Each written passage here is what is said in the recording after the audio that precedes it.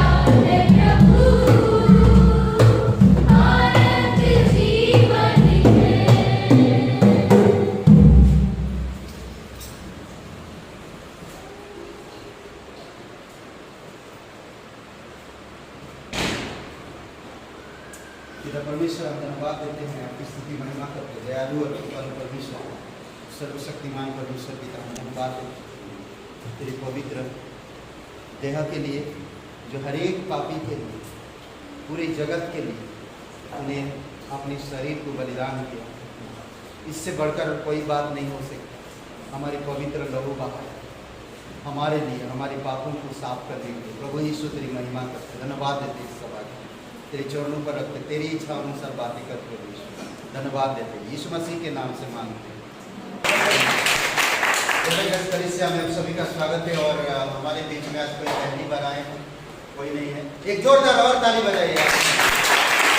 बहुत बहुत धन्यवाद सभी लोगों का, स्वागत है आपका। और बोले हार्दिक हार्दिक अभिनंदन, हार्दिक अभिनंदन, अभिनंदन, अच्छा लगता है, अभिनंदन आप सभी का। ओके, साप्ताहिक सूचनाएं आप सभी लोगों को पता है और जानते हैं।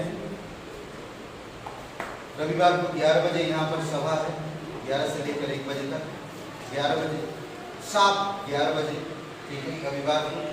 और सोमवार को हम लोग क्लास में मिलते हैं, मंगलवार को प्रार्थना है, बुधवार को अर्ध सप्ताह सभा है, मतलब क्या बोलते हैं, मिड वीक सर्विस, ठीक है। और बस इतना ही सोचना है।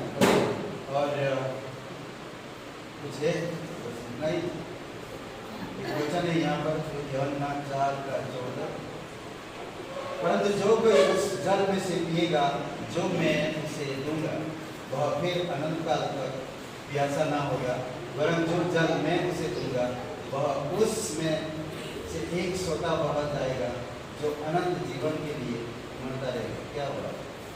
किसके बारे में बता रहा है? पवित्र आत्मा के बारे में। परमेश्वर पर जो लोग विश्वास करते हैं, पवित्र आत्मा उसमें प्रवेश करता है, यही है जीवन का जल।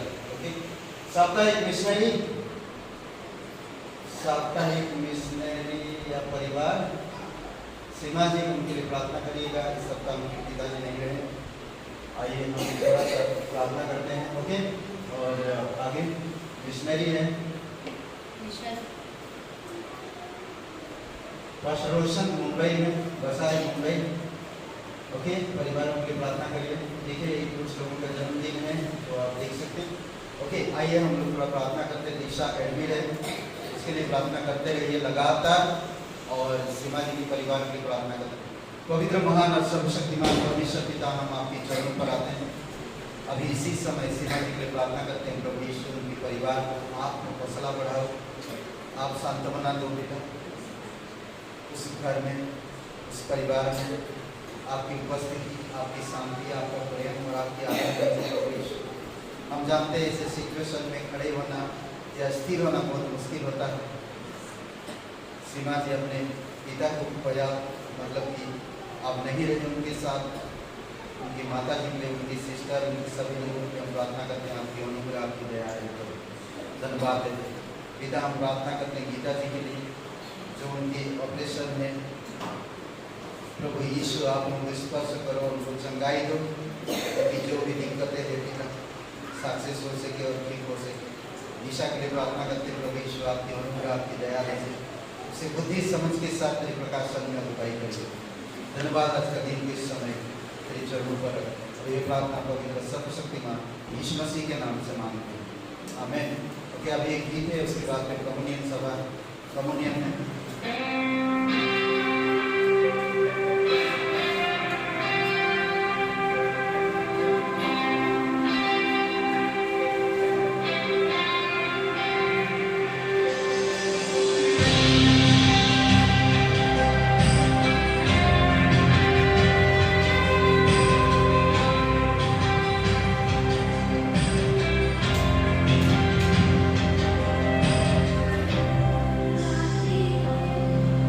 जी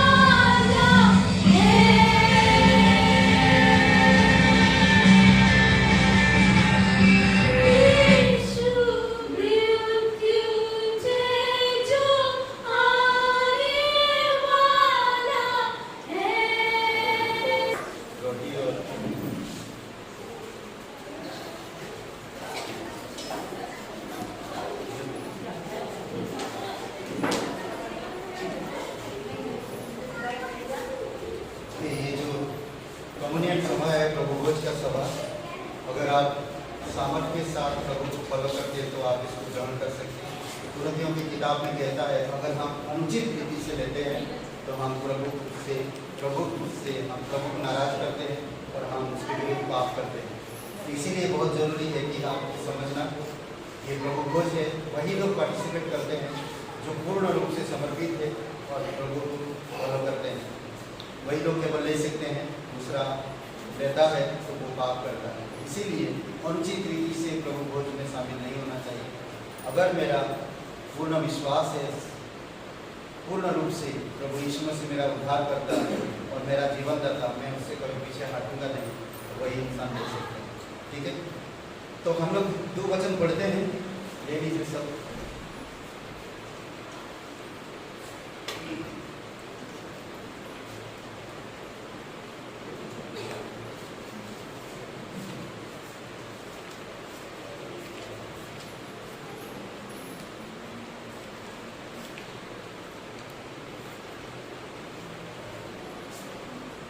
खास करके यीशु मसीह को याद करने के लिए हम लोग लेते हैं। प्रभु भोज पाप की क्षमा नहीं है, बल्कि प्रभु यीशु मसीह जो हमारे पापों के लिए जो अपना प्राण दिया, अपना लहू बहाया और पूर्ण कार्य को पूरा किया, उसी को याद करने के लिए, ताकि हम उसको भूले नहीं। ओके, तो 2 बातें हैं। लूका का 22 अध्याय वचन 19 में उसने रोटी ली और धन्यवाद करके तोड़ी और उनको यह कहते हुए दी, यह मेरी देह है जो तुम्हारे लिए दी जाएगी, मेरे स्मरण के लिए यही किया करो। सेम उसके 20 वचन में लहू भी लिया और कटोरा में से जो उसको फॉलो करते हैं वही लोग उसको पी सकते हैं। ये जो बातें हैं, देह, यह मेरी देह है। रोटी केवल रोटी ही रहती है, रोटी केवल रोटी ही है, समझ रहे हैं, परंतु यह उसकी देह को चित्रित करती है जो पापियों के लिए बलिदान होता है। एक चित्रण के रूप में जब यीशु मसीह प्रभु भोज किया चेलों के साथ, तो रोटी ही था, तो उसने प्रतीक दिया कि मेरा शरीर भी पापियों के लिए, पाप के लिए बलिदान होगा और तोड़ा जाएगा। दूसरी बात, जैसा यीशु मसीह ने कहा मैं द्वार हूं, तो एक चित्र देगा। सच में यीशु मसीह द्वार नहीं है, वो प्रतीक है। ठीक है, इसीलिए हम इन चीजों को लेते हैं स्मरण के लिए। मत्ती का 26-28 में कहता है, यह वाचा का मेरा वह लहू है जो बहुतों के लिए पापों की क्षमा के लिए बहाया जाता है। वचन 27 में कहते हैं कि उसने कटोरा लिया, लेकर धन्यवाद दिया और उन्हें देकर कहा, तुम सब इसमें से पियो। हम याद के लिए पीते हैं। आइए हम लोग प्रार्थना करते हैं दिल से, सच्चे मन से, क्योंकि हमारी पाप और अपराध और दंड के लिए प्रभु यीशु मसीह बलिदान हुआ और उसी का याद के लिए आज हम ये ग्रहण करते हैं। आइए प्रार्थना करते हैं। पवित्र परमेश्वर पिता, हम धन्यवाद देते हैं इस रोटी और इस पवित्र लहू के लिए जो आपने क्रूस पर बहाया। ये तो एक प्रतीक है जो हम स्मरण के लिए करते हैं पिता, ताकि हम भूले नहीं आपका लहू, आपकी देह। धन्यवाद देते प्रभु यीशु, जाने अनजाने में कोई गुनाह किया, कोई पाप किया, प्रभु यीशु आप हमें माफ करना। हम तेरे साथ तेरे कदम पर चल सके, तेरे नमूने पर चल सके, तेरे वचनों पे बने रह सके, तेरी आज्ञा पालन कर सके और तुझे प्रसन्न कर सके। आप हमें ऐसा बल देना प्रभु, आप हमें ऐसा शक्ति देना और अगुवाई करना। धन्यवाद देते प्रभु यीशु मसीह के नाम से हम ग्रहण करते हैं। आप ले सकते हैं।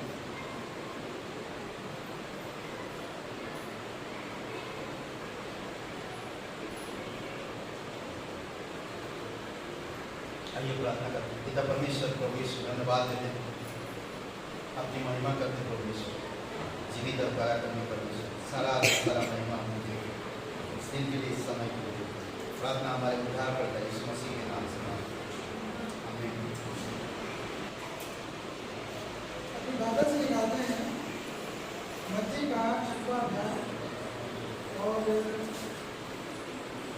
इसका वचन है 1 से 4, लेकिन हम पूरा नहीं पढ़ेंगे।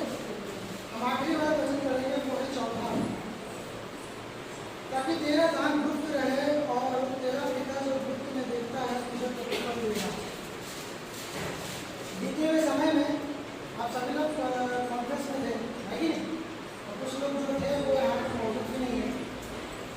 तो पास्टर बीनू ने एक बात बोली थी, बहुत प्यारी बात थी वो, कि परमेश्वर का जो वचन है और परमेश्वर की जो आज्ञा है वो ना ही इस धरती पर कभी खत्म हो सकती है और ना ही स्वर्ग में। ठीक है, तो परमेश्वर यहाँ पर एक बात बोल रहा है, मत्ती एक बात बोल रहा है। आप सब जानते हैं मत्ती कौन था? चुंगी लेने वाला था व्यक्ति। और उसने जब परमेश्वर की बुलाहट को सुना तो उसने अपना क्या कहते हैं जो भी काम था छोड़ छाड़ के परमेश्वर के पीछे हो गया। तो यहाँ पर लास्ट में चौथे वचन की जो बात बोल रहा था कि तेरा दान गुप्त रहे और तेरा पिता जो गुप्त में देखता है तुझे प्रतिफल देगा। हम जानते हैं कि हम हर संडे हर महीने के बाद परमेश्वर को दशमांश देते हैं, लेकिन एक बात है कि यहाँ पर थोड़ा ऊपर आओ तो आप जब पढ़ोगे तो वहाँ पे लिखा है कि तेरा दाहिना हाथ जब दे तो तेरा बायां हाथ जानने ना पाए। तो दाहिना हाथ देना और बायां हाथ जानना ना पाए, इसका अर्थ ये होता है कि हम जब परमेश्वर के लिए दशमांश को निकालते हैं तो सिर्फ हम परमेश्वर की आज्ञा या परमेश्वर के वचन को पूरा नहीं कर रहे, साथ ही साथ हम चर्च में होने वाले या इस कार्यक्रम में या चर्च में होने वाले जितने भी कार्यक्रम जो भी चीज़ें होती हैं उसमें हम मदद कर रहे हैं। परमेश्वर के नाम से हम उस चीज़ के लिए मदद कर रहे हैं। जैसे आप सभी लोगों ने इस रोटी को खाया, दाखरस को किया, आप सब जानते हैं कि यीशु मसीह ने ऐसा क्यों कहा कि इस रोटी को तो ये मेरी देह है, मेरे दाखरस को ये मेरा लहू है। तो यीशु खुद एक ऐसा भेड़ बनकर इस धरती पर आया जिसने बहुत से लोगों के प्राण को बचाया। आप सब जानते हैं यीशु कौन था, उसने क्या क्या किया। तो जब हम परमेश्वर के लिए दशमांश देते हैं अपनी कमाई का या अपनी मेहनत का, हम जानते हैं आप सब मेहनत करते हैं, बिना मेहनत के कोई परमेश्वर को दशमांश नहीं देते। सब विश्वासी मेहनत करते हैं और कोई भी अनलीगल तरीके से परमेश्वर को दशमांश नहीं देता, सब लीगल तरीके से परमेश्वर को दशमांश देते हैं। लेकिन जब हमारा कार्य लीगल है तो हमारा विश्वास भी लीगल होना चाहिए। हमारे अंदर पल रहा जो विश्वास है वो भी परमेश्वर के ग्रहण योग्य होना चाहिए। जैसे हमने दाखरस और रोटी को ग्रहण किया है उस तरीके से हमें यह भी ग्रहण करना चाहिए कि हम जो परमेश्वर को दे रहे हैं परमेश्वर वो भी आप ग्रहण करें, क्योंकि हम इसी बोलते रहेंगे कि तो आइए हम विनती और प्रार्थना करते हैं इस दशमांश के लिए। ईश्वर में विराजमान परमेश्वर, हम धन्यवाद करते हैं आज के इस समय के लिए और दिन के लिए परमेश्वर से हम इस योग्य नहीं परमेश्वर कि हम आपके सामने खड़े हो सके। परमेश्वर देने की तो बात है परमेश्वर, और परमेश्वर हमारे विश्वास से आपका कुछ भला नहीं होगा परमेश्वर, लेकिन ये जो विश्वास हमारे अंदर चढ़ता है परमेश्वर इसकी परख आप रोज प्रतिदिन हमसे करते हो, रोज हम परखते हैं, रोज परमेश्वर हमें विश्वास देके पाओ परमेश्वर, चाहे वो विश्वास में हो चाहे छोटी छोटी आज्ञाओं में परमेश्वर हम तत्पर रहे, हम आगे रहे परमेश्वर, बढ़ते रहे विश्वास के आगे का समय आपके चरणों में रखते हैं और विनती और प्रार्थना और यीशु मसीह पवित्र के नाम से आमीन।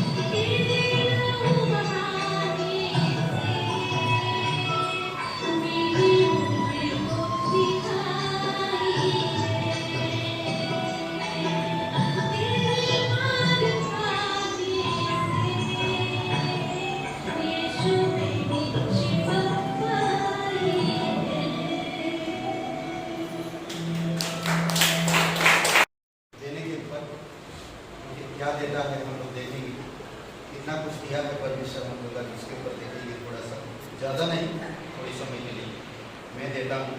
आइए प्रार्थना करते हैं।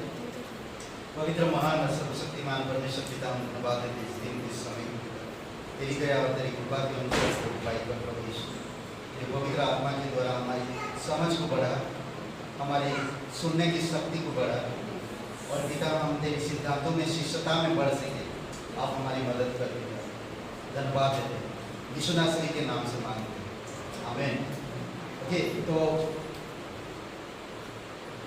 वचन पढ़ेंगे नहीं, मैं जस्ट इतना मैं बोलूँगा कि कैसे हैं आप? हाथ ऊपर करिए। अच्छे हैं? तो आपकी पड़ोसी से बोलिए कि आप बहुत अच्छे हैं। आप बहुत अच्छे हैं। हो गया? ओके, आप बैठ सकते हैं। ओके, यूहन्ना की सुसमाचार अगर हम पढ़ते हैं, यूहन्ना की सुसमाचार अगर हम पढ़ते हैं तो उसमें बहुत सारी ऐसी चीज़ें मिलेगा जो प्रभु यीशु मसीह के अंदर मैं देता हूँ। समझ रहे हैं? और यूहन्ना की सुसमाचार पूरी दुनिया के लिए है, किसी एक चीज़ के लिए नहीं। जैसे मत्ती का किताब, मत्ती का सुसमाचार राजा लोगों के लिए और यहूदी लोगों के लिए लिखा है, करेक्ट।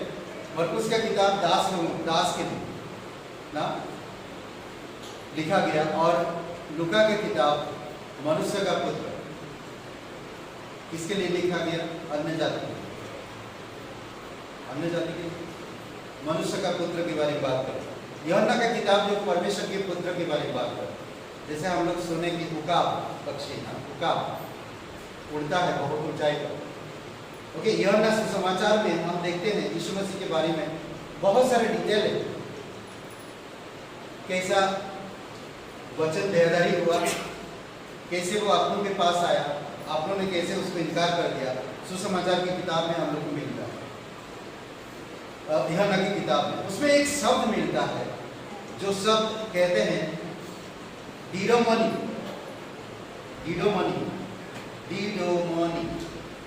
जिसका मतलब होता है, ये यूनानी शब्द है जिसका मतलब होता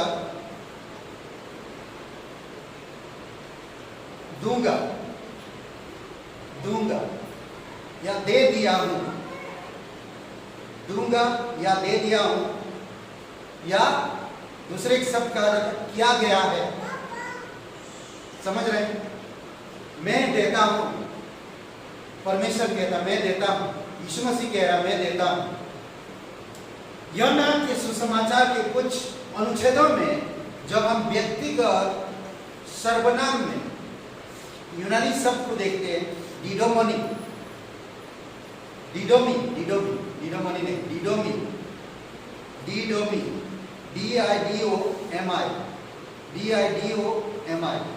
डिडोमी। ओके, इस शब्द का अर्थ स्वेच्छा से देना। किसे? स्वेच्छा से देना, स्वेच्छा पूर्वक। परमेश्वर आपको मुझे जो भी देता है स्वेच्छा से, किसी के दबाव में आकर नहीं, स्वेच्छा से। समझ रहे? या क्या बोलते हैं, बेचारा देखकर नहीं, उसका ये इच्छा था कि इंसान को दे, वो आपको दे। ठीक है? स्वेच्छा से, बिना कुड़कुड़ाए देना, बिना दबाव के देना है इस डिडोमी शब्द का अर्थ है। समझ रहे? बिना कुड़कुड़ाए, बिना दबाव से। कैसे देना? स्वेच्छा से। आज बहुत सारे लोग आपको अगर कोई चीज देते हैं तो आप उसको बहुत अच्छा से संभालते हैं। अगर आपका पति आप पत्नी को कुछ दिया है तो पत्नी उसको केयर करता है, संभालता है, क्योंकि मेरा पति ने उसे दिया है। और पत्नी कुछ पति को देता है तो पति केयर नहीं करता, करता है। कई बार हम लोग ये सब चीजों को नहीं समझ पाते, तो इसीलिए बहुत जरूरी हमें समझना और जानना। हमारा एक काम है कि कोई अगर कोई चीज देता है तो उस चीज को हम संभाल के रखें, दूसरी शब्दों में, अगर हम उस चीज को लापरवाही की तरह इस्तेमाल करते हैं जो देने वाला होता, तो क्या होगा? उसको दुख लगेगा, उसको चोट पहुंचेगी, वो जाएगा, देखो मैं कितना महंगी चीज गिफ्ट दिया उन्हें, मेरी स्वेच्छा से उनको दिया था, परंतु उसका कदर नहीं। समझ रहे? अगर हम उसका कदर करते हैं, उसको संभालते हैं, उसका केयर करते हैं, तो वो व्यक्ति को अच्छा लगता, फिर आने वाले समय से और स्वेच्छा से और कुछ देगा। कई बार होता है इंसान कुछ पाने के लिए मांगता है, परमेश्वर को या और किसी को भी पसंद नहीं होता मांगना। स्वेच्छा से जो देता है हम उसको ग्रहण करना चाहिए और उसमें बने रहना चाहिए और उसको संभालना चाहिए। कई बार आप और मैं लापरवाही के कारण परमेश्वर की जो दिया हुआ चीजों को संभाल नहीं पाते और परमेश्वर को उल्टा दोष लगाते और परमेश्वर की भवन से दूर हो जाते। इसी कारण से ये हमारी गलती है, हम नहीं संभाल पाते, हम नहीं समझ पाते। इसीलिए अगर कोई आपको गिफ्ट देता है, समझ लीजिए स्वेच्छा पूर्वक आपको किसी ने बाइक गिफ्ट किया और आप उस बाइक को केयर नहीं करते, कैसे भी चलाते, अरे इसको जल्दी जल्दी खराब कर दूसरा मिलेगा, माइंड में ऐसा डालते। अगर कोई कुछ देता है तो उसका केयर करो, उसका ध्यान करो। मुझे याद है 2011 में पास्टर जब यहाँ पर आए थे, बड़ी टीम थी, बहुत बड़ी टीम थी, और पास्टर उस समय आकर देखा काम को। अलग अलग जगह पे हम लोग गए थे, दूर दूर 45 किलोमीटर, 30 किलोमीटर, 25 किलोमीटर, अलग अलग जगह पे, मोहल्लागंज, जतीखेड़ा, पिपरसर, कांथा, नरसिंहपुर, मुसंडी, कई सारे जगह पे हम लोग गए थे। तो पास्टर ने देखा तो कहा कि पास्टर फिर तुम्हें एक बाइक की जरूरत है, हम प्रे करेंगे इसके, हम प्रे करेंगे। मैं बोला पास्टर पता नहीं, मुझे बाइक चलाना आता नहीं, मुझे नहीं पता बाइक होगा क्या, नहीं पता। तो पास्टर बोलते कि नहीं नहीं तुम्हें एक बाइक की जरूरत है, चलाना आता नहीं आता, जब बाइक आएगा तुम सीख जाओगे, जब बाइक देखोगे ना तुम सीख जाओगे। बोलते ना गिफ्ट जब आता है तो एक्साइटेड होते हैं, और नहीं भी आता तब भी चला लेते। कोई मोबाइल फोन गिफ्ट दिया आपको, मोबाइल फोन टच वाला चलाना नहीं आता, कभी चलाया नहीं, अगर आपको गिफ्ट मिला इतना खुश होते हैं आप, इतना खुश होते हैं तो उसको चलाने लगते इतनी खुशी से। सही बता रहा। तो पास्टर ने बोला कि 2012 में मेरे पास बाइक आया, मुझे चलाना नहीं आता था, बाइक घर में आ गई, और जो बंदे के साथ लेने गए थे हजरतगंज में, वहां से वो खुद मुझे बैठा के चला के वो लेकर आया। आज वो गिफ्ट आज मेरे पास 2012 में उसको मैं खरीदा। तो आज भी जो लोग देखते हैं कहते हैं कि आपकी बाइक अभी भी नया दिखता है। ये गिफ्ट है, केयर। मैंने केयर नहीं किया, बट जिसने मुझे गिफ्ट दिया मैं उसको ध्यान दिया, उसने गिफ्ट दिया मुझे, उसको केयर करना। आज भी बहुत गंदा है भाई, बट केयर करना।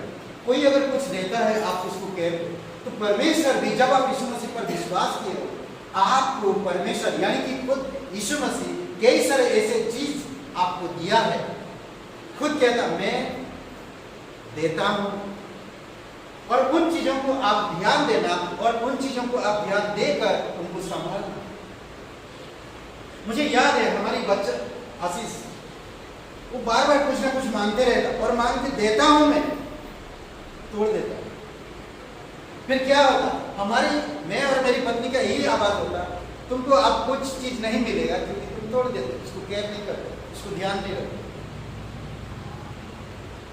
समझ, यही आता जुबान। और परमेश्वर भी शायद आप और मेरे जीवन में यही करता है, क्योंकि जो परमेश्वर जो चीजें देता है उसको हम ध्यान नहीं देते हैं, उसका हम केयर नहीं करते हैं, इस कारण से दूसरा चीज हमें नहीं मिल पाता। समझ पा रहे हैं बात? इसलिए बहुत जरूरी है, आपको सबसे पहली बात परमेश्वर ने जीवन का जल दिया। उस पापी स्त्री के साथ प्रभु यीशु मसीह बात किया। यूहन्ना का 4 अध्याय में 14 वचन में जो हम लोग पढ़ा, 14 वचन में, तो उस पापी ने स्त्री को केयर किया, ध्यान दिया, समझ रहे? पापी ने स्त्री से बातचीत किया और देखा कि उसका जीवन असहाय है, उसके पास कोई आशा नहीं, उसके पास कोई और रास्ता नहीं, उसको उद्धार के लिए कोई चीज नहीं है। तो वचन 10 में कहता है, अगर तू मुझे जानती कि मैं कौन हूं तो तुम मुझसे मांगती और मैं तुझे जीवन का जल देता। और इस वचन में कहता है जीवन का जल। सबसे पहली बात यूहन्ना का 4 अध्याय वचन 14 में, जो जल मैं तुझे दूंगा यह जल जीवन, क्या कह रहा देखिए, परंतु जो कोई उस जल में से पिएगा जो मैं उसे दूंगा वह फिर अनंत काल तक प्यासा नहीं होगा। आपको परमेश्वर जीवन का जल दिया, इस जीवन का जल नहीं, आत्मिक जीवन जल दिया जो आत्मा में आप कभी प्यासा नहीं हो। समझ पा रहे? ये जो जल है हमें प्यास बुझाता है, फिर प्यास लगता है, फिर पीते हैं, प्यास बुझाता, फिर प्यास लगता। परंतु यीशु मसीह जो जल दिया है, जीवन का जल, वो जल आपके जीवन में कभी प्यासा नहीं आएगा। इस जीवन जल को आपको समझना होगा, इसको संभालना होगा, इसको साथ हमेशा पीते रहना होगा। समझ रहे? जीवन जल, इसका अगर सही अर्थ क्या कहते हैं कि यह जल जीवित है, इसीलिए पीते रहो, ये जीवित है। समझ रहे? ये जल जीवित है, उछलता है, ये जल उछलता है, उछलता हुआ जल है, ये प्रेम पूर्ण जल है, प्रेम पूर्ण जल है। और उठने वाला जल है, उठता है, हमेशा उठाता है। जीवन जल आपको गिराता नहीं, हमेशा उठाता है। और यह है परमेश्वर का वचन, कह सकते, परमेश्वर का पवित्र आत्मा भी कह सकते। समझ रहे? और कहता आनंद, अनंत फलदार बनाने वाला है, अनंत फलदार बनाने वाला और संतुष्ट करने वाला जल है। कई बार आप बहुत प्यासे हैं, आपको जल मिलता, ठंडा पानी को एक गिलास, आप बोलते चैन आया, नहीं चैन आया, थैंक यू बहन, थैंक यू भाई साहब, थैंक यू पानी पिलाने के लिए, बहुत प्यास लगी। तो प्रभु यीशु मसीह आपकी इस बेचैनी को और इस प्यास को देखा और आपको जीवन जल दिया। इस जीवन जल को आपको संभालना है। एक बात है इसमें मैं कहना चाहता हूं, जीवन जल आत्मा के द्वारा नया जीवन, आत्मा के द्वारा नया जीवन। आपके अंदर एक सोता बहेगा और वो है प्रेम, उछलने वाला प्रेम।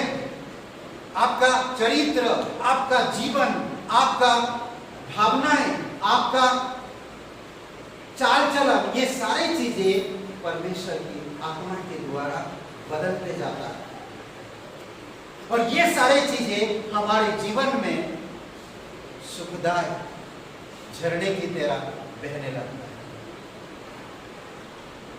समझ रहे? क्या कहता, यहोवा मेरा चरवाहा है, मुझे कोई घटी नहीं होगी, वह मुझे हरी हरी चराई में ले जाता है, वो बाद में सुखदाई झरने के पास ले चलता मेरे प्यास बुझाने के लिए। यही यीशु मसीह का जल है जो सुखदाई जल है, झरना है जो आपके अंदर बस गया है। आप इस जीवन जल को समझना होगा, जानना होगा और उसके साथ चलना होगा। यह नगर 7:38-39 में कई बार इजराइल लोगों ने इस जीवन जल को, बहते हुए जीवन जल को त्याग दिया और एक होद बना लिया। होद का मतलब जानते हैं? बड़ा एक हंडी बना लिया और उसमें पानी डाला, वो भी हंडी टूट गई, कोई मतलब नहीं रहा पाप के कारण। वो लोग संभाल नहीं पाए बहते जल, जीवन के जल को संभाल नहीं पाए। इसीलिए आपको मुझे समझना होगा, परमेश्वर जो आपको क्या समझकर ये जीवन जल दिया। मैं मरने वाला था, मैं प्यासे था, मैं भटका हुआ था, मैं भ्रमित था, मैं चारों तरफ से बिखरा हुआ था, बेचैनी थी मेरे अंदर, कोई संतुष्टि नहीं था, मैं से मरा हुआ था। चल दुनिया की समझ। जब वो जल पिया मैंने, खड़ा हो चलने लगा, फुर्ती आया और कहा थैंक यू, मुक्ति मिली, संतुष्टि मिली। आज मैं उछलता कूदता हूं। क्यों? वो जल ऐसा ही है, वो जल ऐसा ही है। यिर्मयाह का 2:13 में कहता है, क्योंकि मेरी प्रजा ने तो बुराई की है, दो बुराई की है, दो बुराई। कौन सा? उन्होंने मुझ बहते जल के सोते को त्याग किया। आप और मुझे भी, जब आप यीशु मसीह पर विश्वास किए, यीशु मसीह आपके लिए क्रूस पर जीवन दिया, आपकी हर एक पाप को माफ किया, आपके पास आया और कहता कि हे कमान, मैं तुझे जीवन का जल देता हूं, तू कभी प्यासा नहीं हो सकता। उस पापी स्त्री को समझाया, बताया। वो पापी नहीं थी, वो अपना जीवन अकेले में बिता रही थी, वो किसी के साथ संगति नहीं कर पा रहे थे। आज भी संसार के लोग ऐसे होते हैं, जब बेचैनी, जब परेशानी, जब पाप हमारे अंदर बढ़ता है तो हम एकांत में काम करते हैं, किसी के साथ बात नहीं करते, किसी के सामने नहीं आते, एकांत में रहते हैं, अकेले रहने का आदत डाल देते हैं। पाप यही करता है। तो इसीलिए हमें सावधान रहना। जो परमेश्वर आपको गिफ्ट दिया, जो परमेश्वर आपको दे रहा, ये जीवन जल, इस जल को आपको समझना होगा। ये साधारण जल नहीं है, जीवन जल, जीवन का जल। इस जीवन को जब आप प्रभु यीशु मसीह पर विश्वास किए, ये जीवन जल आपको दिया गया।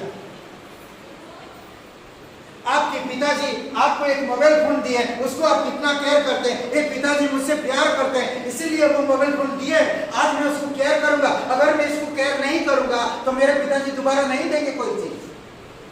यस, उसी तरह आपको मुझे भी जो यीशु मसीह दिया है उसको केयर करना है, इस जीवन जल को। समझ रहे हैं? मेरे साथ हैं आप? कहिए सब हालेलुया। जीवन जल। दूसरी पाप उन्होंने किया था, आज भी आपको मुझे मिला, आज भी आपको मुझे मिला जीवन जल।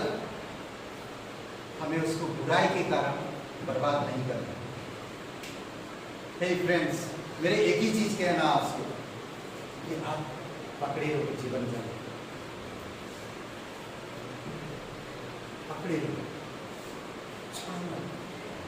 साधारण एक गिफ्ट को आज है कल खराब हो जाएगा, जंग लग जाएगा, बेकार हो जाएगा, उसको हम इतना केयर करते हैं। ये जीवन जल अनंत काल का है, उछलने वाला, संतुष्टि लाने वाला। हम उसको ज्यादा केयर करना चाहिए। समझ रहे? हम उसको ज्यादा केयर करना चाहिए। दूसरी बात उन्होंने किया था, उन्होंने होद बना लिए, वरन ऐसे होद जो टूट गया और जिसमें जल भी नहीं रह सकता। ये दिल मुझे संसार में नहीं डालना। संसार में रहकर, संसार एक छोटा सा प्लैनेट है, ये दुनिया, ये अर्थ, ये पृथ्वी छोटा सा प्लैनेट है। परमेश्वर इस पृथ्वी प्लैनेट को, इस ग्रह को बनाने वाला है।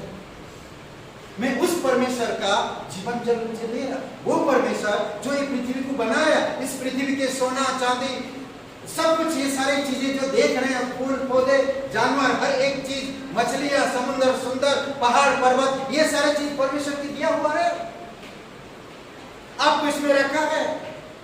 आदम की बगीचा को बना के आदम के गार्डन में आदम को रखा और कहा, हे आदम, इस पृथ्वी का, इस बगीचा में आनंद के साथ रहो, खुश रहो, प्रेम के साथ रहो, पर एक काम करो, एक जगह है वहां पर, एक पेड़ है वहां पर, उसका फल मत खाना, नहीं तो आप इस गार्डन से हाथ धोगे। क्या बोलते, हाथ से जाएगा। और आदम वही किया। आप और मैं भी आज यही करते। प्रभु यीशु मसीह कहता कि मैं अनंत जीवन का जल दिया, जीवन का जल दिया, अनंत काल तक फलदार रहेगा, संतुष्ट, समृद्धि उठाने वाला, चंगाई रखने वाला वो जल। कभी प्यास नहीं होगा। ये जल, जीवित जल, जीवित जल। परंतु आप क्या कर रहे हो?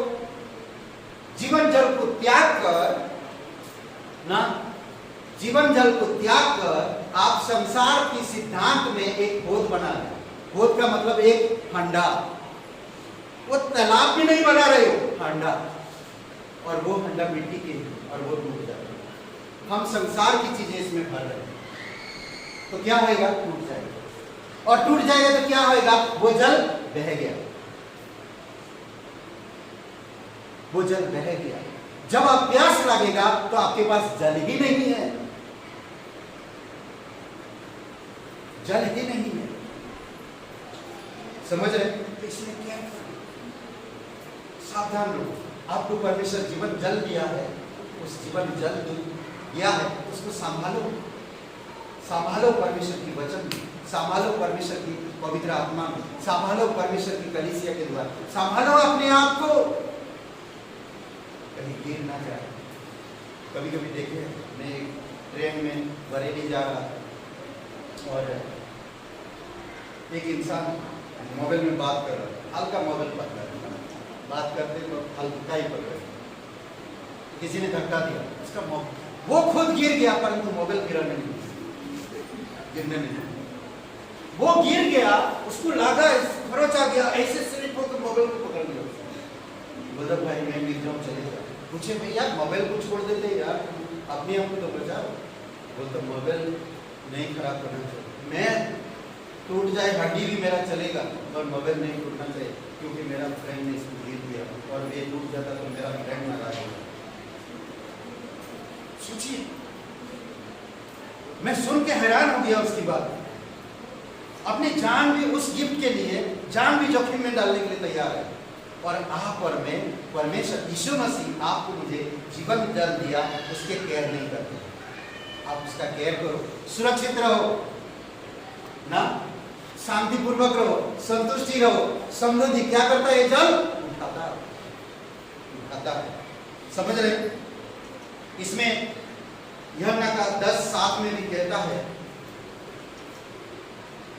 ओके, और मत्ती का 26 का 28 में, सॉरी नहीं, उतने में ही। और जेकरया एक मिनट, जेकरया का 14 का 8 में, जेकरया का 14 का 8 में, उस दिन यरूशलेम से बहता हुआ जल फूट निकलेगा, उसकी एक शाखा पूर्व के ताल और दूसरी पश्चिम के समुद्र की ओर से बहेगी, और धूप के दिनों में और जाड़े के दिनों में भी बराबर बहती है। क्या कह रहा? जब आप इसको केयर करेंगे, चाहे वो पूरब की हवाएं चले, चाहे वो पश्चिम की हवाएं चले, चाहे वो धूप, चाहे वो सर्दी, वो हमेशा बहते रहेगी। Hallelujah, hallelujah. सोचिए, हमेशा बहते रहेगी। दूसरी बात हम लोग देखते हैं, उद्धार केवल परमेश्वर के यीशु मसीह के द्वारा है और किसी के द्वारा नहीं। यीशु मसीह आपको जीवन जल दिया है, उस जल को केयर करना है, ठीक है। दूसरी बात हम देख सकते, संतुष्टि करने वाली रोटी क्या है? संतुष्टि करने वाली रोटी। कई सारे लोग परमेश्वर की वचन सुन रहे हैं, प्रभु यीशु मसीह की तरह सा दिन से वचन सुन रहे हैं, परमेश्वर ने कहा इनको रोटी खिलाना जरूरी है। आप प्रभु यीशु मसीह सिर्फ भौतिक रोटी नहीं दे रहा, बल्कि आत्मिक रोटी आपको मुझे दिया है, आत्मिक रोटी। ये रोटी जो खाएगा वो कभी भूखा नहीं रहेगा, वो कभी भूखा नहीं रहेगा। समझ रहे हैं? इसीलिए बहुत जरूरी है आपको मुझे समझना, वो कभी भूखा नहीं रहेगा। हालेलुया। सोचिए इसके बारे में, इजराइल लोगों को जब मिस्र से निकाल कर लेकर आया परमेश्वर ने, जब निकाल कर लेकर आया तो क्या किया जानते? वो लोगों को रोटी चाहिए था, परमेश्वर स्वर्ग से मन्ना दिया। वही मन्ना प्रभु यीशु मसीह जो आप और मैं आज आपको मुझे दिया गया। यीशु मसीह आप और मेरे लिए रोटी बनकर क्रूस पर बलिदान हो गया। आज वही रोटी आप और मैं जो आज कम्युनियन था, उस कम्युनियन में स्मरण के लिए इस्तेमाल की, उसकी शरीर वही है जो जीवन तक पहुंचाता है। आप और मेरे लिए वो रोटी क्रूस पर बलिदान। वही रोटी जो भूख मिटाता है, जो पूर्ण रूप से आपको संतुष्ट लाता है। एक बात है इसमें देखिए, यूहन्ना 6वां अध्याय 51 वचन में, जो रोटी मैं जगत के जीवन के लिए दूंगा, जीवन की रोटी जो जगत स्वर्ग से उतरी, मैं हूं। यीशु मसीह खुद कह रहा, मैं हूं। आज यीशु को साधारण मत समझो, वही आपका भूख मिटाएगा, वही आपके जीवन के मार्ग को अगुवाई करेगा और जीवन में आपको संतुष्टि लाएगा। वही रोटी, वो रोटी कभी सड़ता नहीं, वो रोटी में कीड़े नहीं लगते, वो रोटी कभी बदबू नहीं आती, वो रोटी कभी बदबू नहीं आती। परंतु उसको अगर गलत तरीके से आप इस्तेमाल करते तो तुरंत बदबू आ जाएगा और तुरंत उसमें प्रॉब्लम होएगा। इसीलिए वो रोटी पवित्रता से ग्रहण करो और पवित्रता से खाओ। इसमें एक चीज बातें मैं बताना चाहता हूं, यदि कोई उस रोटी में से खाए तो सर्वदा जीवित रहेगा। जो कोई इंसान एक बार यीशु मसीह पर विश्वास करता, वो सर्वदा जीवित रहता। आपको रोटी दिया गया, आपको रोटी मिल गया, आप इस रोटी को आप संभालना है। यीशु मसीह के साथ आपका रिश्ता कैसे होगा? यीशु मसीह के साथ आपका रिश्ता कैसे हो? तो इसलिए बहुत जरूरी है कि आपको मुझे समझिए कैसा रिश्ता होगा। मेरा उद्धार हो गया, आप में पवित्र परमेश्वर के पास आ गया, यीशु मसीह का भाई हो गया, परमेश्वर का बेटा हो गया। अब मुझे यीशु के साथ कैसे संबंध रखना? एक भाई को धमकी देगा। अगर मैं यीशु को छोड़कर यीशु को कहूं यीशु तो कुछ नहीं कर सकता, सोचिए, तो मैं क्या कर रहा हूं? जो रोटी मुझे मिला उस रोटी को बर्बाद कर रहा हूं। यीशु के साथ रिश्ता नहीं रख पा रहा, यीशु के साथ संबंध नहीं रख पा रहा। जो गिफ्ट मुझे मिला उस गिफ्ट को मैं समझ नहीं पा रहा, और वो है जीवन की रोटी जो जिंदगी भर मुझे कभी भूखा नहीं रखा। आध्यात्मिकता, ये रोटी में कितना भी खा लो आपका पेट भूखेगा नहीं, गैस नहीं होगा। समझ रहे? गैस नहीं होगा, ये रोटी कितना भी खाओ। समझ रहे? इसीलिए आपको कोई इनो नहीं पीने की जरूरत पड़ेगी, डाइजिन खाने की जरूरत नहीं पड़ेगी। समझ रहे? इसीलिए हम लोग जब बाहर कभी कभी लालच में कोई चीज खा लेते हैं, डाइजिन खाना पड़ता है, इनो पीना पड़ता है, ढंगरे बड़े बड़े आने लगते हैं। पर ये रोटी खाने से आपको इस तरह की घटनाएं नहीं होती ना, बड़े बड़े करना पड़ेगा ना, कुछ नहीं करना पड़ेगा, ना डाइजेस्ट खाना पड़ेगा, ना कोई ऐसे चूरन पीकर निकाल दिया गैस नहीं। ये रोटी इतना अच्छा है। क्या कहा यीशु मसीह ने? संतुष्ट करने वाली रोटी, आपके मन दिल जीवन को संतुष्टि करो। समझ रहे? परमेश्वर की जो भी आपको देता है उसको आप समझो। सिंपल सी बात है, यह रोटी मृत्यु से कुचली गई, ये रोटी मृत्यु से कुचली गई, मौत ने उसको कुचला। देखते रोटी जब बनाते कुचलते नहीं किया, आटे को क्या करते ना, भूनते नहीं आटे ना।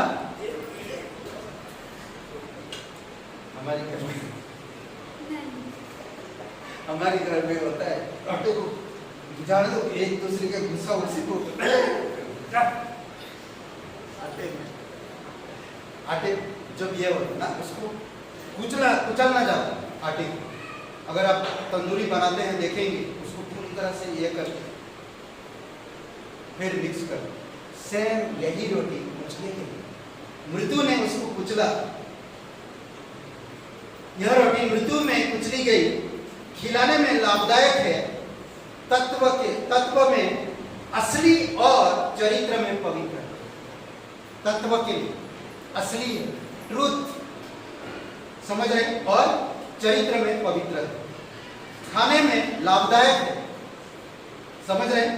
तीसरी बात, पहला क्या दिया? जीवन जल यीशु ने दिया आपको, उसको संभालो। दूसरा, संतुष्ट करने वाली रोटी दिया गया, उसको आप संभालो। तीसरा, अनंत जीवन, अनंत जीवन आपको मिला है। जिस वक्त आप यीशु मसीह पर विश्वास किए उसी समय आपको अनंत जीवन मिल गया। यीशु ने आपको अनंत जीवन दिया। उस अनंत जीवन का क्या बोलते कि संभालो, केयर करो, ध्यान दो। अनंत जीवन मामूली जीवन नहीं, अनंत जीवन।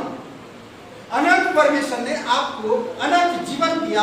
उस जीवन आपको संभालना होगा और वो आपका है, वो आपका है। कितने भी गिफ्ट मिले वो आप ही इस्तेमाल करते हैं। अगर आपका सिस्टर या आपका भाई या आपके माँ बाप या आपके फ्रेंड आपको गिफ्ट देते हैं तो उसका और कोई नहीं इस्तेमाल करता, आप ही इस्तेमाल करते हैं। उसी प्रकार परमेश्वर जो भी गिफ्ट दे रहा आपको ही इस्तेमाल करना है। आपका पति या आपका बेटे या आपकी बेटी नहीं इस्तेमाल कर सकता, केवल आप ही इस्तेमाल कर सकते हो। समझ रहे हैं? सिर्फ आपको दिया गया, मुझे दिया गया वो अनंत जीवन, तो मैं उस अनंत जीवन का परवाह करूं, वो अनंत जीवन को समझूं। वो अनंत जीवन है क्या, वो अनंत जीवन कैसा है, उसमें मुझे क्या फायदा, मैं उसका परवाह करूं, मैं उसको जानूं, मैं उसको समझूं। कभी कभी देख के नाराज भी हो जाते हैं। क्या मैं तेरे बर्थडे में इतना बढ़िया गिफ्ट दिया, तो मेरे बर्थडे में इतना क्यों? मेरे नाइंसाफी किया। कभी कभी बोलते नहीं, परमेश्वर कभी आपके साथ ऐसा नहीं किया। परमेश्वर बेस्ट से बेस्ट गिफ्ट दिया आपको। समझ रहे हैं? आपको दिया अनंत जीवन। मैं उन्हें अनंत जीवन देता हूं, यूहन्ना 10:28 में।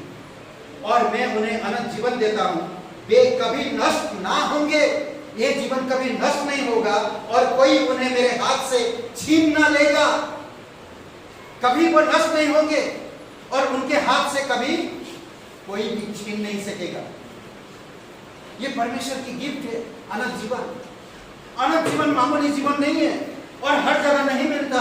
हर एक मजहब में, हर एक परंपराओं में, हर एक चीज में नहीं मिलता, केवल एक ही जगह पर मिलता और वो है जब आप यीशु मसीह पर विश्वास करते हो, तभी आपको ये अनंत जीवन मिलता। परमेश्वर ने क्या कहा? परमेश्वर ने जगत से ऐसा प्रेम किया कि अपना इकलौता पुत्र दिया, ताकि जो कोई इसके नाम पर विश्वास करे वो कभी नष्ट ना हो, परंतु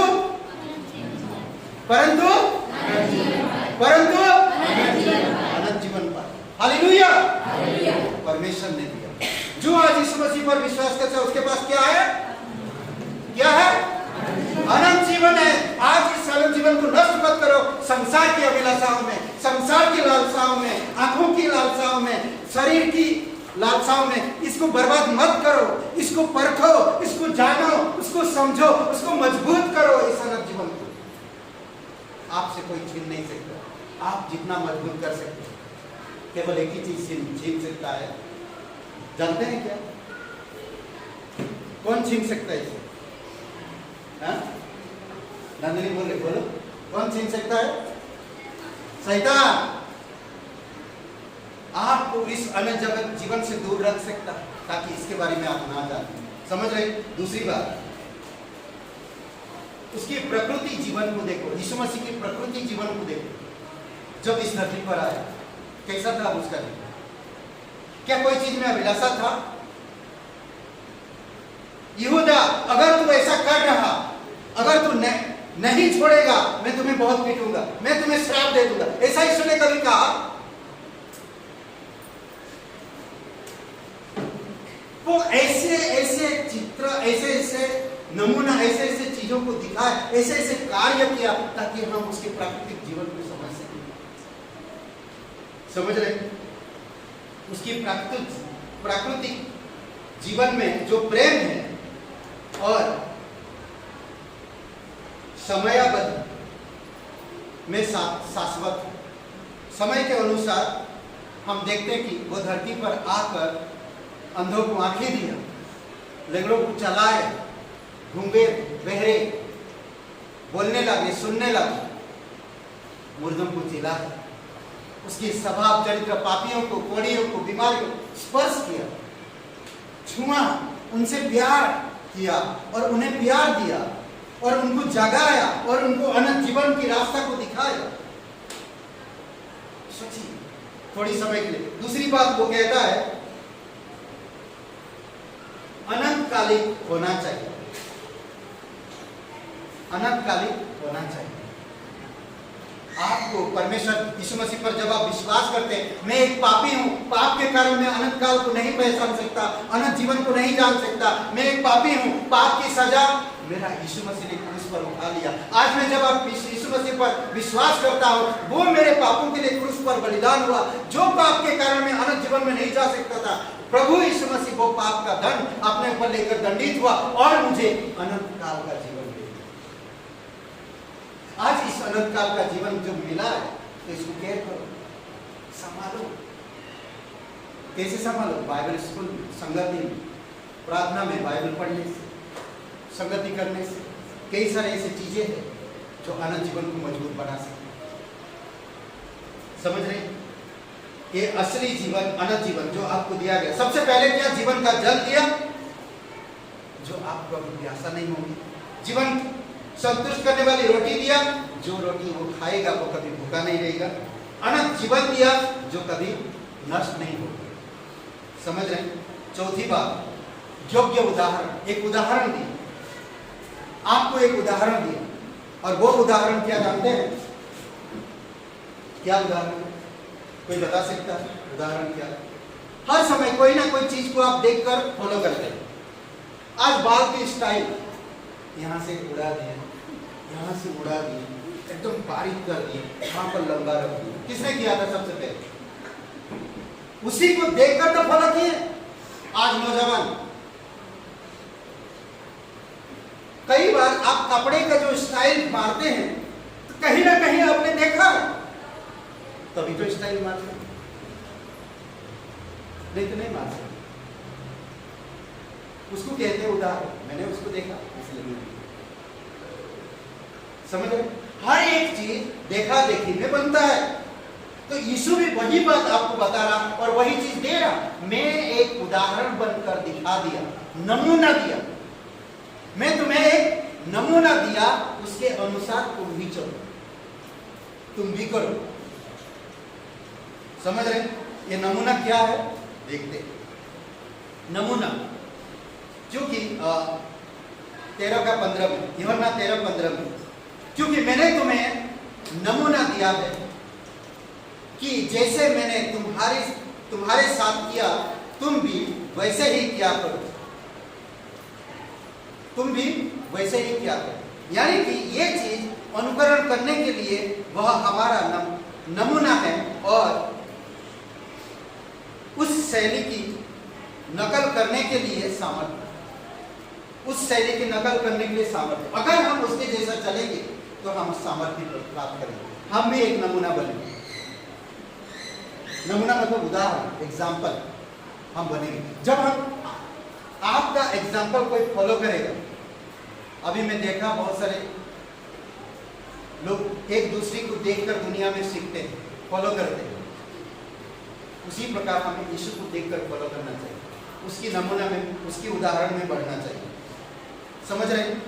जब हम उसकी नमूना के अनुसार चलते हैं या फॉलो करते हैं तो हम भी सामर्थ्य प्राप्त करेंगे। कई बार हम वचन सुनते हैं, अच्छी बात, पास्टर के सामने अच्छाई में दिखाई देना अच्छी बात, परंतु जब हम यहाँ से चले जाते हैं उसके बाद भी हम वैसे ही रहेंगे जैसे लोगों के सामने रहेंगे, तो वो परमेश्वर देख, ये परमेश्वर नहीं देख रहा। ये तो आपका अधिकार है यहाँ पर आना। परमेश्वर आपकी जीवन को ज्यादा देखता जब आप एकांत में रहते हैं, वो ज्यादा देखता परमेश्वर। समझ रहे? परमेश्वर का आंखें चारों तरफ। यहाँ पर मैं कितना भी पास्टर के सामने अपने आप को अच्छा प्रकट कर लूं, एक एक नमूना के तौर पे पेश कर लूं। मैं रोज बाइबल पढ़ता हूं, हालेलुया, प्रेज द लॉर्ड, हे पास्टर जी थैंक यू इस वचन के लिए, मैं बहुत अच्छा, मैं बहुत प्रश्न पूछता हूं, मैं बहुत बाइबल पढ़ता हूं, परंतु मेरा एकांत जीवन वेश्याओं के साथ, संसार के लोगों के साथ, ये नमूना नहीं बन पाए, ये एग्जाम्पल नहीं बन पाए। वही गाली, वही नफरत, वही नजर, वही लड़ाई, वही झगड़ा, वही डायलॉग पहले से, ये नमूना नहीं बन पाया। यीशु मसीह मरने के बाद भी जब जी उठा, चेलों के पास जाकर तुम्हें शांति मिली, वही चीज की जैसा प्राकृतिक जीवन था, आत्मिक जीवन भी वैसा ही नहीं। जब यीशु मसीह एकांत में है, यीशु मसीह भीड़ के साथ, दोनों जीवन सेम है। समझ रहे हैं? बहुत इम्पोर्टेंट है। कई बार परमेश्वर के प्रेम को हम समझ नहीं पाते हैं, परमेश्वर हमसे कितना प्यार करता है, यही तो है, वो दिया हमें।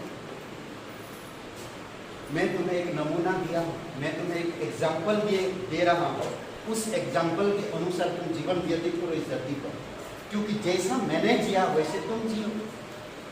अगर मैं सामर्थ के साथ मृत्यु से जय पा सकता तो तुम भी जय पा सकते। समझ रहे? घमंड, नफरत हमें जीने नहीं देता। ये सारी चीजें अच्छी चीज नहीं है, ये सारी चीज हमारे जीवन को बर्बाद करता है। हम किसी के उदाहरण नहीं बन पाएंगे, किसी के उदाहरण नहीं बन पाएंगे। इसीलिए हमें यीशु को फॉलो करना, उसके एग्जाम्पल, उसके उदाहरण, तब हमें कोई फॉलो करे। मैं खुद फॉलो नहीं कर रहा तो मुझे कौन फॉलो करेगा? कौन फॉलो करेगा? कोई नहीं। मेरे शब्द, मेरे चाल चलन, मेरे पब्लिक जीवन और मेरे एकांत जीवन सेम होनी चाहिए। समझ रहे हैं? ये कहता है अनुकरण करने के लिए वह हमारा नमूना है और उस शैली के नकल करने के लिए सामर्थ्य। अगर हम उसका नकल करते हैं, सिर्फ नकल करते हैं, तो हमें सामर्थ्य। समझ रहे हैं? पांचवी बात, नई आज्ञा। प्रभु यीशु मसीह आपको मुझे नई आज्ञा दिया, एक नई आज्ञा।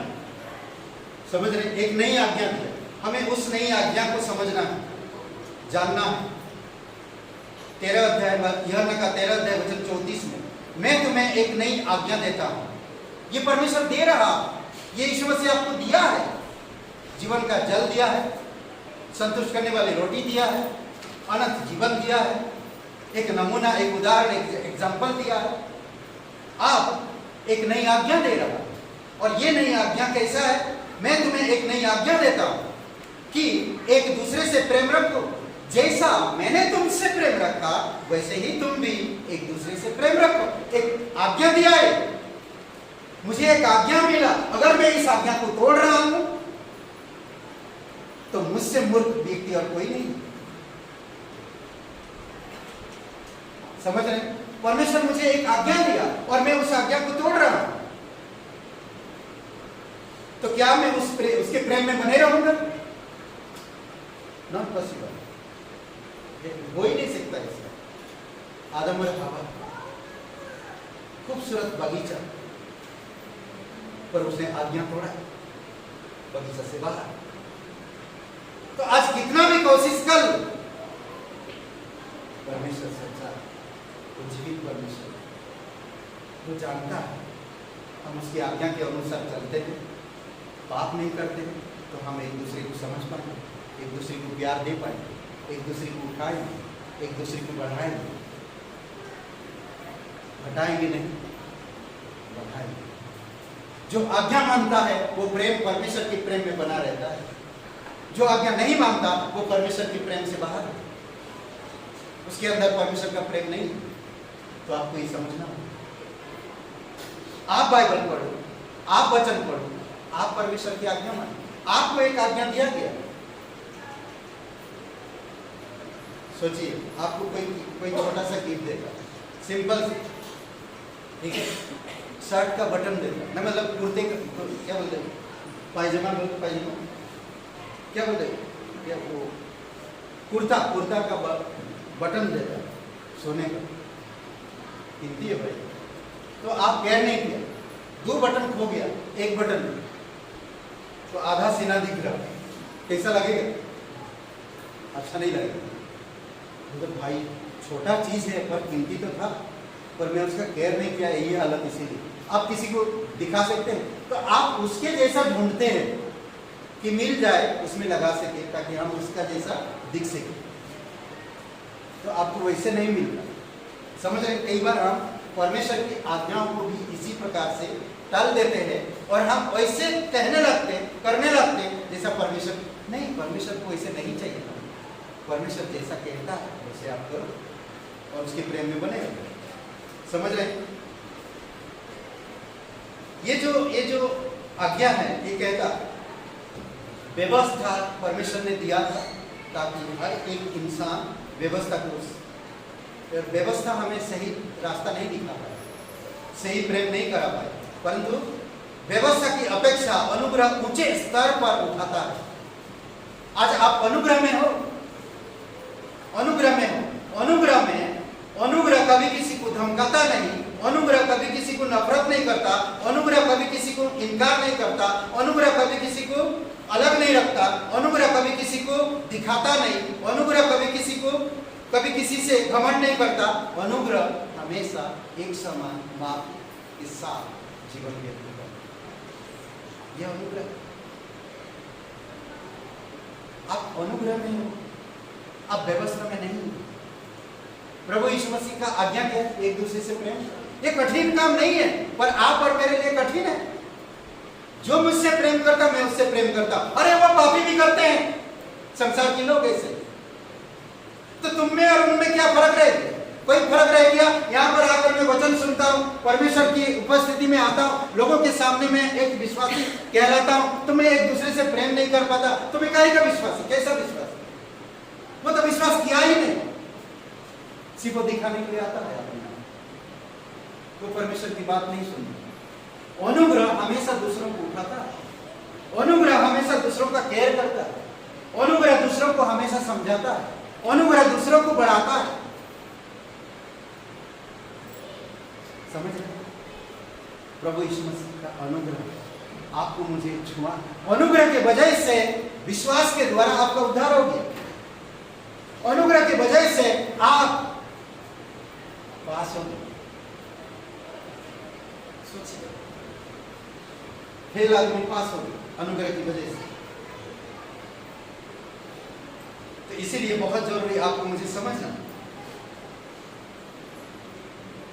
ओके, व्यवस्था की अपेक्षा अनुग्रह ऊंचे स्तर पर उठाता है और बड़ी जिम्मेदारियां लागू करता है, बड़े बड़े जिम्मेदारियां लागू करता है। अनुग्रह निर्बलता में बल देता है, अनुग्रह महिमा लाता है, अनुग्रह दूसरों को उठाता है, अनुग्रह कभी किसी को दबाता नहीं, अनुग्रह कभी घमंड नहीं करता। समझ रहे? व्यवस्था में ये सब चीजें था, पर अनुग्रह में नहीं।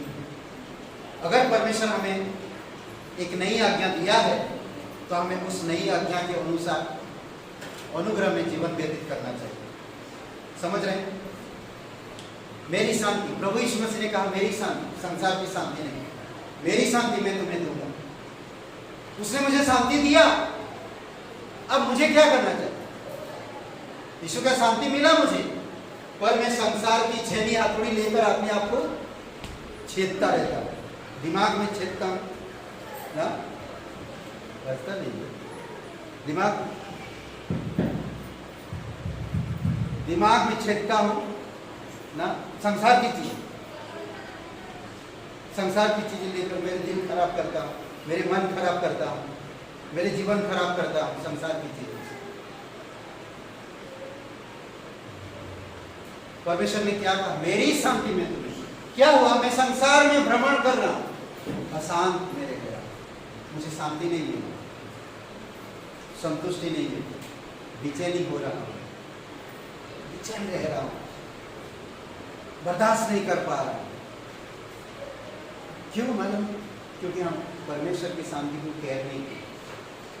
जो शांति मुझे शांतिपूर्वक आराम देगा, केयर करेगा मेरा, वो शांति संभालेगा मुझे। समझ रहे? देखिए यूहन्ना 14 अध्याय वचन 27 में, मैं अपनी शांति तुम्हें देता हूं, जैसा संसार देता है मैं तुम्हें नहीं देता। तुम्हारा मन व्याकुल ना हो और ना डरे। जो प्रभु के शांति में बना रहता वो कभी डरेगा नहीं, परंतु जो संसार में रहेगा वह संसार की चीजों से दूसरों को डराएगा। समझ रहे? तो इसीलिए हमें सावधान रहना, इसीलिए हमें परमेश्वर की शांति को संभालना, समझना, जानना।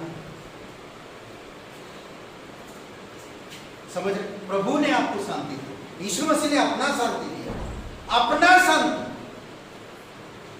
कोई अगर अपना कुछ चीज देता है तो आप उसका कितना केयर करते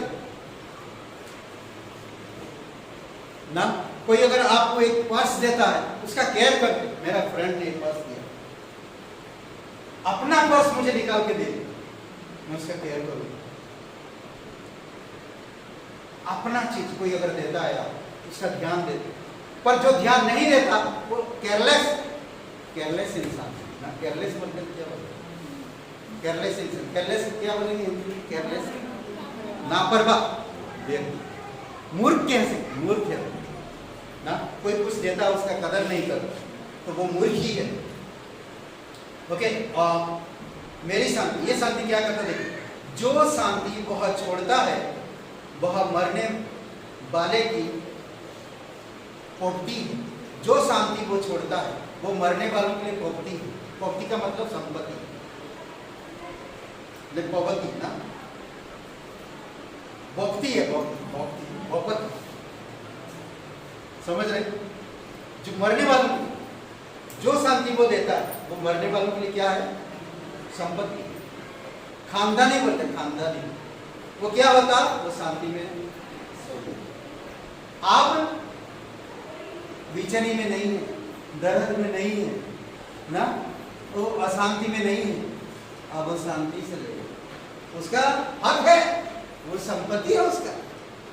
जो भी इंसान मरे शांति से ले, तो कोई प्रॉब्लम नहीं ना। एक इंसान को कभी आप बम फुटा दो, पड़ा मरा पड़ा, बम में लगा दो, कुछ फर्क पड़े? शांति से। परमेश्वर की तो हर एक इंसान के लिए है।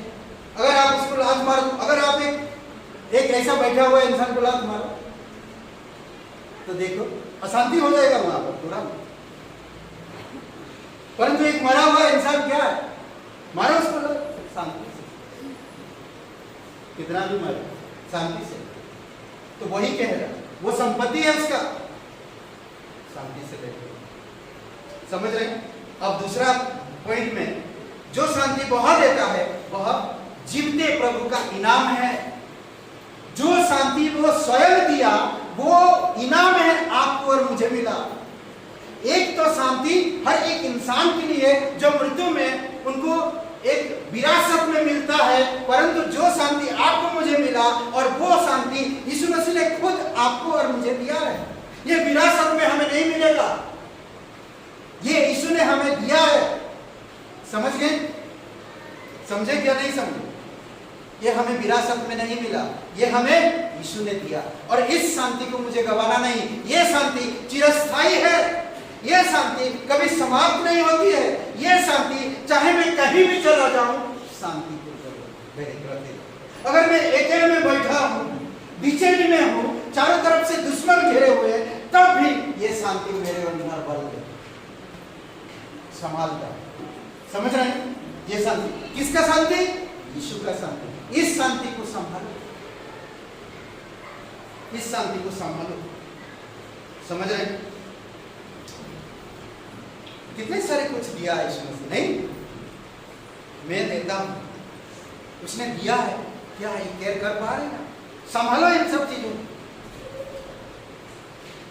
आपका पिताजी आपको एक गाड़ी दिया, उस गाड़ी को संभालो, केयर करो। पिताजी को खुश करो, संभाल कर। लापरवाही मत, पिताजी खुद मूर्ख लड़का है, इतना अच्छा गाड़ी दिया उसका केयर ही नहीं करता, बेवकूफ है वो। इस प्रकार की शब्द पिताजी के मुंह से ना आए, समझ? केयर करो, गलत चीजों को इस्तेमाल मत करो, अच्छी चीजों में इस्तेमाल करो। सांसारिक चीजों में मत खो जाओ, आत्मिक चीजों में बढ़ो, आत्मिक शांति को ढूंढो। नेक्स्ट, दिया गया वचन हमें दिया गया है। प्रभु यीशु मसीह आपको वचन दिया। आज इस वचन के द्वारा आपके जीवन को, आपके दिमाग को, आपके दिल को, आपके शरीर को आप सुरक्षित रख सकते। वाह, हालेलुया। बीमार पड़ता शरीर, दवाई वचन, दिमाग विचलित, दवाई आश्वासन वचन, दिल टूटा है, मन बिखरा, ये क्या बोलते, ये ना, नींद नहीं आ रहा, चैन नहीं आ रहा, चारों तरफ से परेशान, दुश्मन के, बीमार, दिल टूटा है, मन बिखरा है। ओ माय गॉडनेस, मेरे जीवन में हो क्या रहा है? हे भाई, बाइबल पढ़ो, हे कम ऑन, बाइबल पढ़ो।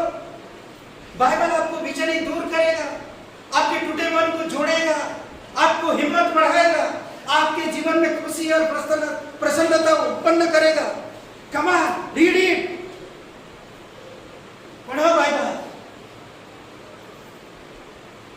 वो शांति का परमेश्वर, विचलित का नहीं, वो गड़बड़ी का परमेश्वर नहीं है, समझ रहे? सिद्धांतों का परमेश्वर और सिस्टम का परमेश्वर है। वो कभी आपके जीवन में गड़बड़ नहीं करेगा, समझ रहे? यह 17:14, मैं तेरे वचन उन्हें तू पहुंचा दिया है, मैं तेरे वचन उन्हें पहुंचा दिया है, और संसार ने उनसे बैर किया, क्योंकि जैसे मैं संसार का नहीं, वैसे ही वे भी संसार के नहीं। वचन, परमेश्वर का वचन यीशु मसीह आपको दिया, आपको गिफ्ट के तौर पर। मुझे ये वचन मिला, आज मैं उससे कितना प्यार करता, इस वचन से मैं कितना प्यार करता। कई सारे लोग बोलते, पास्टर जी मैं वचन बहुत प्यार करता, उनके जीवन में बहुत जल्दी पता चल जाता वो कितना वचन से प्यार करता। वचन जैसा जीवन नहीं दिखता उनका, वचन जैसा शब्द नहीं दिखता उनका, वचन जैसा नजर नहीं दिखता उनका, वचन जैसा चाल चलन नहीं दिखता उनका। तो मैं कैसे समझ सकता कि वो वचन में प्रेम। दोस्तों के साथ समय बिताने में बहुत टाइम है उनके पास, परंतु बाइबल पढ़ने के लिए समय नहीं है। इसीलिए भजन संहिता 1:1 कहता, हे दोस्तों सुनो, वचन पर ध्यान। धन्य है वह मनुष्य जो दुष्ट, ठाट्टा और पापियों की मार्ग में, अड्डा में या रास्ता में नहीं जाता, नहीं बैठता, नहीं चलता, नहीं खड़ा होता। समझ रहे? वो क्या करता? रात दिन इन वचनों को मनन करता। तो कैसा होगा वो व्यक्ति? हरा भरा, उसके चेहरे हंसमुख, उसके चेहरे में सुंदरता, परमेश्वर का रौनक, परमेश्वर की महिमा, परमेश्वर की ताजगी। समझ रहे? हमेशा वो बहती नदी के किनारे वो पेड़ की समान होगा, हर महीना हर समय हरा भरा रहेगा। समझ रहे? ऐसो को परमेश्वर ने कहा कि ये व्यवस्था की पुस्तक तेरे चित्त से ना उतरने पाए, इसको रात दिन ध्यान करते रहना। जब तू ये करेगा तो जहां जहां तू कदम रखेगा तेरा काम नष्ट हो जाएगा, सफल हो। हालेलुया। जितना मैं इसको मनन करूंगा, जितना मैं उसको समझूंगा वचनों को, मेरा काम सफल हो। कोई मुझे सफल कर रहा नहीं, मैं सिर्फ इस वचन को ध्यान दिया, परमेश्वर की व्यवस्था की पुस्तक को ध्यान दिया, इसको मैं संभाला क्योंकि यीशु मसीह ने मुझे दिया, यीशु मसीह ने मुझे वचनों को दिया, इसको मैं संभाला। यही मुझे सफल किया, यही मुझे सक्सेस किया, यही मुझे पर खड़ा होने के लिए हिम्मत बढ़ाए, यही मुझे बजाने के लिए हिम्मत बढ़ाए, यही मुझे गाने के लिए हिम्मत बढ़ाए, यही मुझे पब्लिक के बीच में खड़ा होकर प्रचार करने के लिए हिम्मत बढ़ाए, यही वचन मुझे सक्सेस किया। हालेलुया। मैं कुछ नहीं बोल सकता, मुझे कुछ नहीं आता, बट मैं जब परमेश्वर के वचन को पाया तो यिर्मयाह क्या बोलता है 15:16 में या 16:15 में, 15:16 में आई थिंक, जब मुझे यह वचन मिला तो मानो मैं इसको क्या किया, देख लो जरा वचन को देख,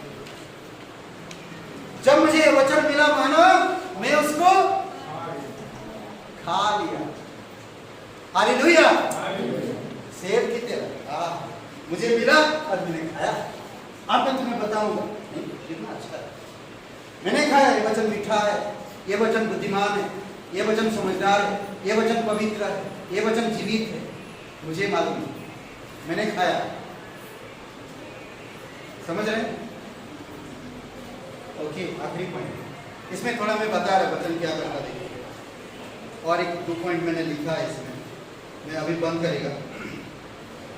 वचन में क्या पाया जाता है, उसे वचन विस्तार से देते हैं, उसे वचन विस्तार से देते हैं।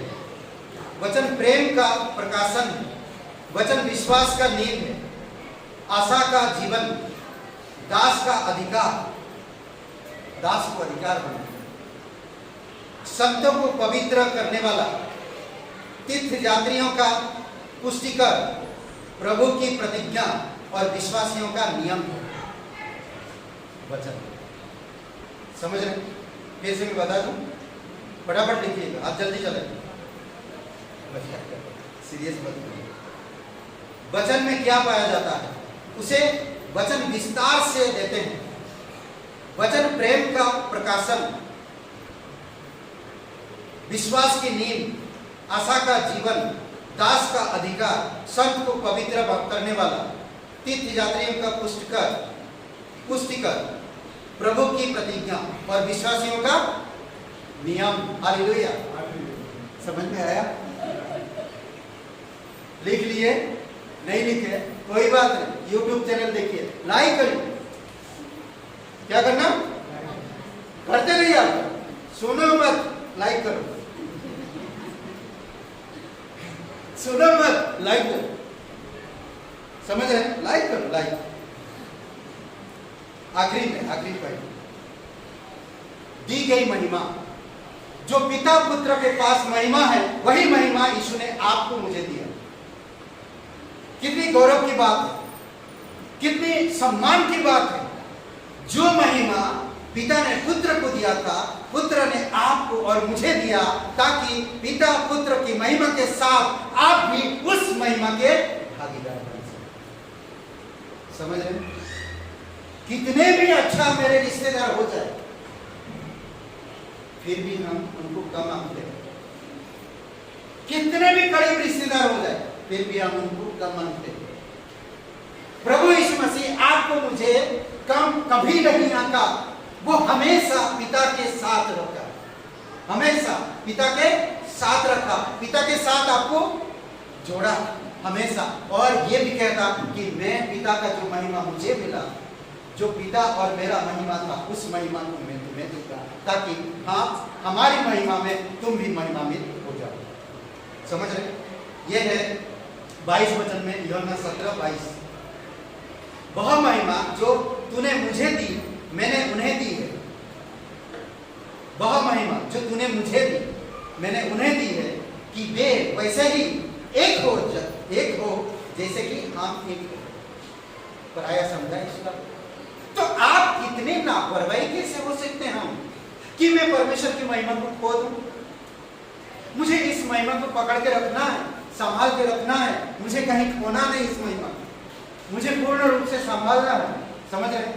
मुझे पूर्ण रूप से संभालना, इस महिमा को कभी मैं खोना नहीं चाहता। मैं पिता के साथ, मैं पुत्र के साथ हूँ। पिता ने पुत्र को दिया, पुत्र ने मुझे दिया, अब मैं पिता पुत्र के साथ हूँ, मैं उस महिमा में बना हुआ। इसीलिए मुझे इस महिमा को नहीं खोना। इस महिमा को पाने के लिए, इस महिमा को बढ़ाने के लिए मुझे यीशु मसीह जो दिया है, इन चीजों को संभालना। हालेलुया।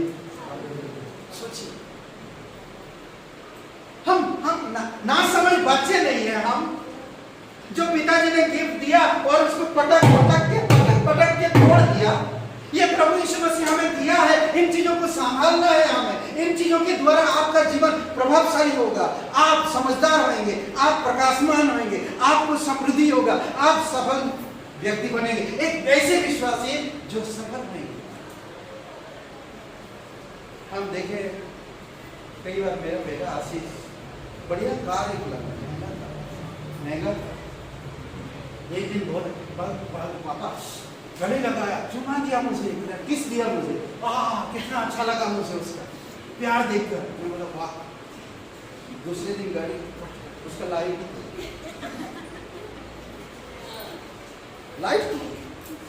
कभी कभी आप और मैं भी पहला दिन वचन मिला, बड़ा खुश हुए, संसार में जाके वही गलती करते हैं जो पिता दुखी हो, पाप में जीवन दे, उसके कारण परमेश्वर की गिफ्ट को समझ।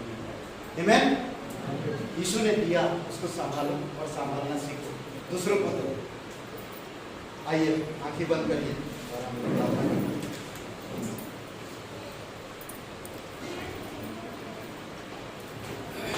सबकी आंखें बंद है, सबकी सर झुकी हुई है। अगर कोई भाई बहन आए पहले कभी यीशु मसीह पर विश्वास नहीं तो आज आप विश्वास करके अनंत जीवन पा सकते हैं और अपने पापों से मन फिराकर परमेश्वर की पवित्रता में आ सकते हैं, अनंत जीवन में प्रवेश कर सकते हैं। हम पापी होने के कारण हम परमेश्वर के पवित्र स्थान में नहीं आ सकते।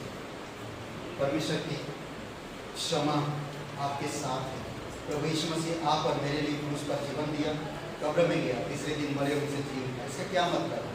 क्योंकि हर एक पापी इंसान के लिए प्रभु यीशु मसीह पर बलिदान हुआ ताकि पाप की प्रायश्चित कर सके। जो कोई इंसान आज यीशु मसीह पर विश्वास करता और अपने पापों को मान लेता कि मैं एक पापी इंसान हूँ, मैं खुद को बचा नहीं सकता, हे प्रभु यीशु मैं तेरे बलिदान पर, तेरे गाड़ी जाने पर, तेरे जीवन पर मैं विश्वास करता, मुझे क्षमा कर देता, तो वो इंसान उद्धार मिलेगा, मुक्ति मिलेगा, परमेश्वर के अनंत जीवन प्राप्त करेगा और उनकी पाप क्षमा हो जाएगा। अगर आप अनंत जीवन पाना चाहते हैं, सबकी आंखें बंद है, सबकी सर झुकी हुई है, अगर आप विश्वास करना चाहते हैं, पहले कभी ये प्रार्थना नहीं की है, तो आप आज मेरे साथ सच्चे मन से, सच्चे दिल से, मन में ये प्रार्थना कर सकते हैं। जोर से बोलने की जरूरत है, सिर्फ मन में कर सकते हैं। सिर्फ परमेश्वर और आपका मन, आपका जीवन परमेश्वर जानता, अपने मन को जानता है। आप अपने मन में कह सकते हैं, हे प्रभु यीशु मैं जानता हूँ मैं एक पापी इंसान हूँ, मैं खुद को नहीं बचा सकता, मैं धन्यवाद देता तो मेरे पापों के लिए क्रूस पर जीवन दिया। हे यीशु मुझे माफ़ कर दे, मेरे हृदय में आए, मुझे एक नया जीवन दिया। मैं तन मन से तेरे बलिदान पर, तेरे गाड़े जाने पर, तेरे जी उठने पर मैं यकीन करता, यानी कि मैं विश्वास करता। धन्यवाद दे, तू परम प्रधान परमेश्वर इकलौता पुत्र यीशु नासरी मेरा मुक्तिदाता, यीशु के नाम से आमीन। आइए हम लोग सब खड़े होते हैं गीत गाते। जय जय प्रभु यीशु की, हमको बचाने आया जगत में, उसकी स्तुति करो।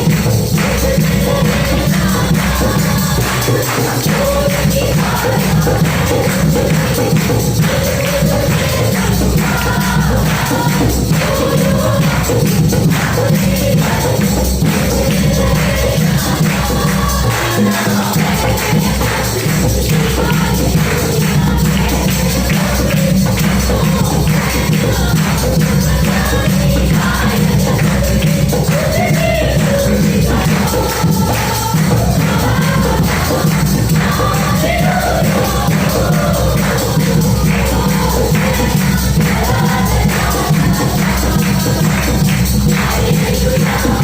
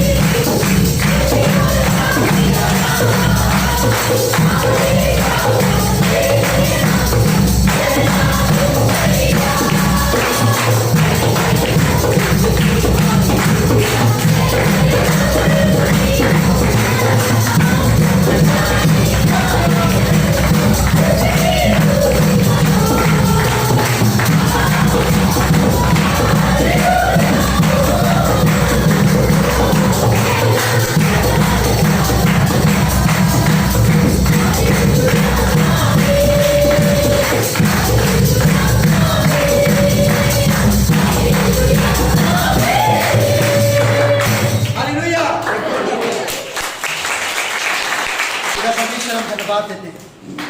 तू जीवित परमेश्वर, तू हमारे लिए लहू बहाया। आज धन्यवाद देते प्रभु यीशु मसीह, ऐसा कोई नहीं जो कर सकता हमें।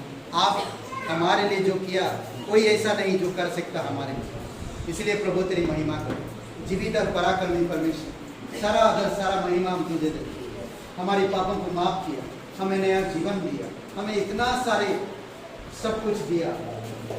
जीवन का जल, संतुष्टि, रहने वाली रोटी, प्रभु यीशु अनंत जीवन एक उदाहरण। धन्यवाद देते इन सारी चीजों के लिए। आप देने वाला परमेश्वर प्रभु यीशु, आपकी शांति हमें दिया है। जो मृत्यु में लोगों को मिलता जो शांति, वो शांति नहीं, बल्कि अपना शांति तू हमें दिया जो चिरस्थायी है। धन्यवाद देते प्रभु यीशु, दयालु और कृपालु परमेश्वर। धन्यवाद देते प्रत्येक भाई बहनों को अगुवाई करो। जॉब, कॉलेज, स्कूल, घर, परिवार, नौकरी, प्रत्येक जगह पे आपकी सुरक्षा, आपकी सहायता और आपकी साथ उनके साथ बनाए रखो। धन्यवाद देते, घटी कमी को दूर करो। सर दर्द, बदन दर्द, प्रभु यीशु मसीह के तेल ले लो नहीं, परमेश्वर तेरे वचन के द्वारा, तेरे हाथों के द्वारा स्पर्श करो, इनके शरीर को भला चंगा रहे। धन्यवाद देते, ये तेरे सच्चे प्रजा है पिता, जो तुझसे प्यार करते, जो तेरे कलीसिया से, जो तेरे राज्य से, जो तेरे धार्मिकता की खोज करते हैं। आप मदद करो। धन्यवाद देते, तेरी स्तुति महिमा करते पिता। हम समाज के लिए प्रार्थना करते, आप उन्हें सांत्वना दो पिता, उनके घर परिवार को आप संभालो प्रभु यीशु। दिशा के लिए प्रार्थना करते, उसको छूना, स्पर्श करना पिता, आप उसे चंगाई देना प्रभु। आपकी बेटी है, आप उसे जानते हो प्रभु यीशु। धन्यवाद देते, तेरी स्तुति महिमा करते। चेतना की बेटा के लिए भी प्रार्थना करते हैं प्रभु यीशु, तेरी दया और कृपा रहे, सुरक्षित रखो गलत संगतियों से, गलत विचारों से, गलत वायरस बीमारी, तमाम चीजों से प्रभु यीशु आप उस बच्चे को भी संभाल के रखो पिता। धन्यवाद देते, गीता जी के लिए प्रार्थना करते, तेरे अनुग्रह उन पर बनाए रखो पिता। अर्चना जी, रचना जी पिता, हम प्रार्थना करते, तेरी दया और कृपा रहे प्रभु यीशु। राजाओं का राजा, प्रभुओं का प्रभु, सर्वशक्तिमान परमेश्वर, दयालु और कृपालु परमेश्वर। धन्यवाद देते, तेरी स्तुति महिमा करते, प्रत्येक भाई बहनों को अगुवाई जीवित और पराक्रमी परमेश्वर। धन्यवाद देते, आज का दिन को, इस समय को प्रभु तेरे चरणों पर रखते हैं और यह प्रार्थना हमारे उद्धारकर्ता सर्वशक्तिमान यीशु नासरी के नाम से मांगते हैं। आमीन। सबको आशीष मिले। बहुत बहुत धन्यवाद।